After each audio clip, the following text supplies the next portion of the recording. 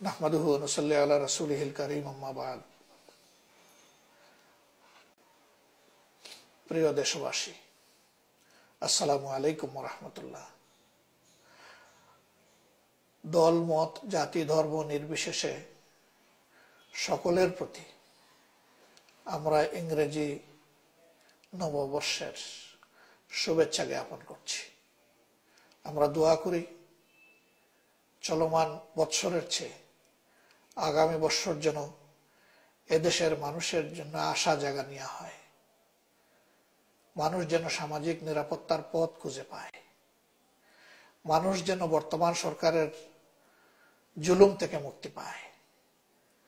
বর্তমানে গোটা বাংলাদেশকে যেভাবে কারাগার বানিয়ে রাখা হয়েছে, সেই কারাগারের জীবন থেকে যেন এদেশের 16 কোটি মানুষ মুক্তি পায়। শুভ নববর্ষে আমরা আশা করব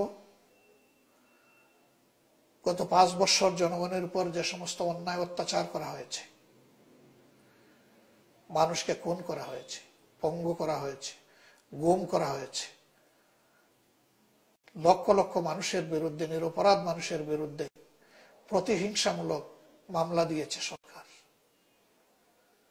মানুষের রাতের ঘুমকে হারাম করে নিয়েছে, মানুষের বুকের সন্তানকে কেড়ে নিয়েছে। শিক্ষা প্রতিষ্ঠানগুলোতে সরকারি দলের ছাত্রদের তাণ্ডবের কারণে আজকে শিক্ষা ব্যবস্থা এবং শিক্ষা প্রতিষ্ঠান